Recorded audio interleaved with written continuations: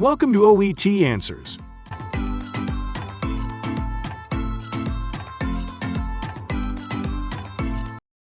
Occupational English Test. OET Answers Practice Test. Listening Test. Part C. In this part of the test, you'll hear two different extracts. In each extract, you'll hear health professionals talking about aspects of their work.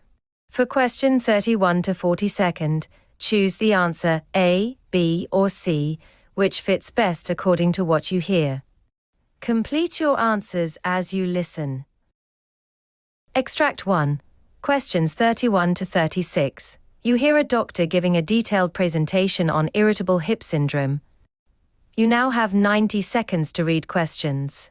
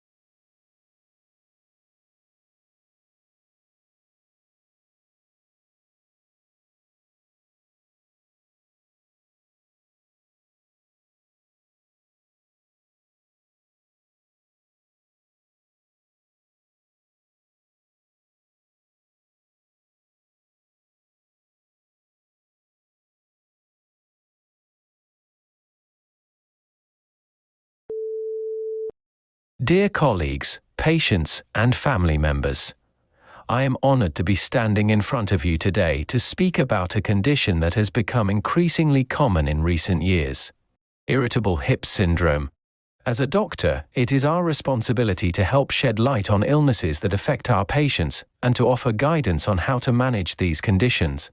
Today, I am here to educate you on the subject of irritable hip syndrome and help you understand its effects, symptoms, and treatments. Irritable hip syndrome, also known as acute truncheon synovitis, is a condition that affects children between the ages of 3 and 10 years, but can also be found in adolescents and adults. This condition is characterized by inflammation of the hip joint, which causes pain and discomfort to the patient.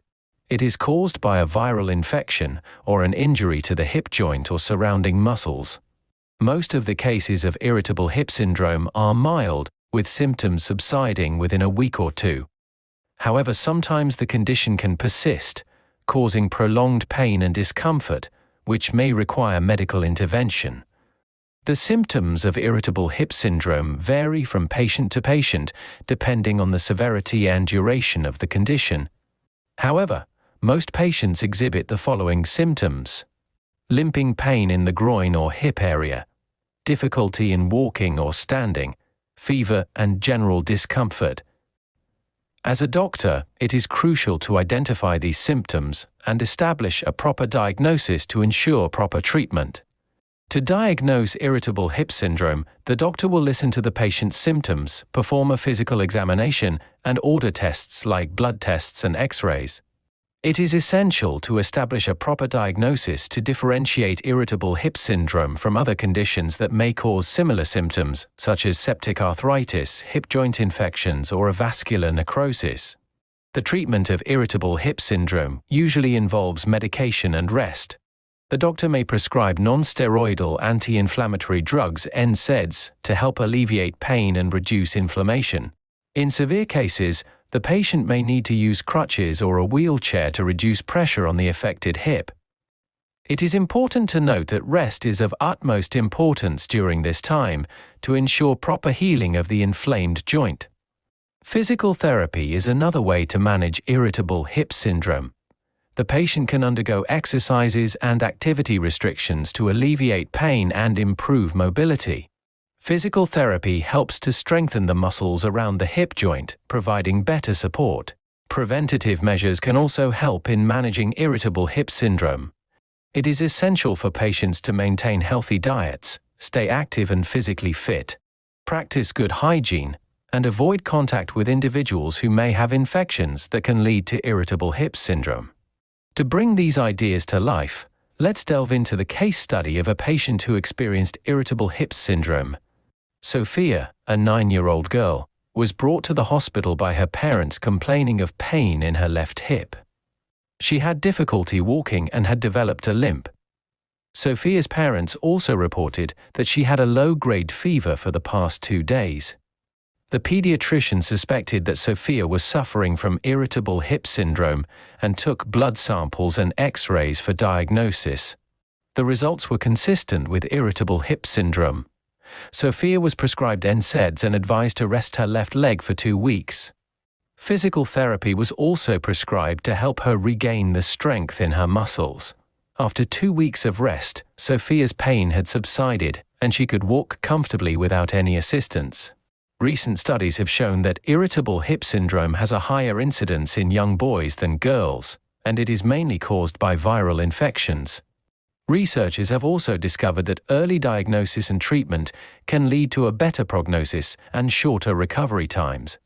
Future research aims at developing new diagnostic tools to ensure that patients receive timely and accurate diagnosis. In conclusion, irritable hip syndrome is a condition that can cause considerable discomfort and pain to patients.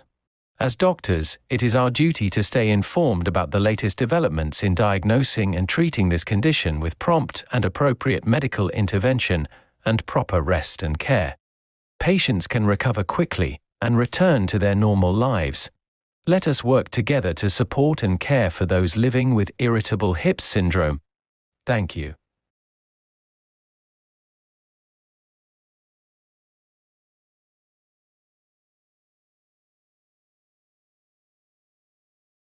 Extract 2. Questions 37 to 42.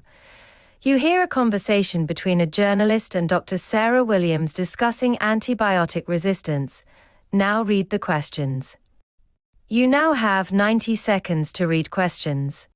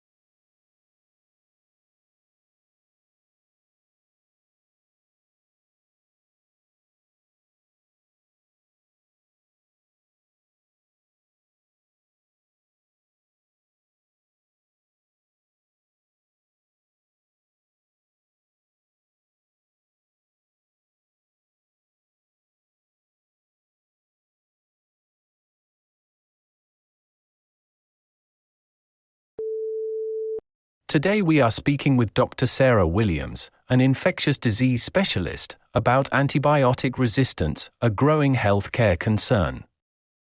Dr. Williams, could you tell us what antibiotic resistance is and why it's a pressing issue? Antibiotic resistance is essentially when bacteria evolve to become resistant to the antibiotics designed to kill them. This makes it difficult to treat various bacterial infections, and we're seeing this phenomenon increase rapidly. It's especially concerning because antibiotic resistance threatens the efficacy of surgeries, chemotherapy, and many other medical treatments. It's a global issue affecting everyone, but unfortunately, It hasn't garnered the attention it truly needs. What's the situation like in the US? In the United States, we're seeing a significant number of antibiotic-resistant infections. The CDC estimates that every year about 2.8 million people get an antibiotic-resistant infection and more than 35,000 die as a result. It's a growing problem, and healthcare systems need to adopt strict antibiotic stewardship programs to curb this issue. Can you describe an individual case that you've handled? Certainly. A patient, let's call him John, came in with a seemingly straightforward skin infection. He was initially given a common antibiotic, but the infection didn't improve. Further tests showed that the bacteria were resistant to multiple antibiotics. We had to use a last resort antibiotic, which has severe side effects. Thankfully, John recovered, but it was a close call and highlighted the grave risks we're facing. What complications arise in treating antibiotic-resistant infections? The complications are many. Patients may need to be isolated to prevent the spread of resistant bacteria, and treatment options become limited. There's also an economic cost. Treating resistant infections is often more expensive and requires prolonged hospital stays. Another issue is the psychological toll on patients, who often become anxious and stressed, which isn't good for recovery. Do you see patients who have chronic issues due to antibiotic resistance? Absolutely. I've had patients with recurrent urinary tract infections that are increasingly difficult to treat because the bacteria are resistant to multiple drugs. Over time, these chronic infections can affect the kidneys and overall well-being. It's a very challenging situation for both healthcare providers and patients. What can be done to combat antibiotic resistance generally? There's a lot that can be done. Public education is key. People need to know not to misuse antibiotics.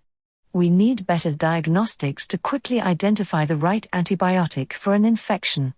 Also, healthcare providers need to adopt strong antibiotic stewardship programs. On the research side, we need new antibiotics, but that's a long process and not very lucrative for pharmaceutical companies. Government intervention and public-private partnerships could stimulate more research. Well, Dr. Sarah Williams, thank you very much for sharing your insights on this critical issue. You're welcome, and thank you for giving me a platform to discuss this urgent healthcare concern.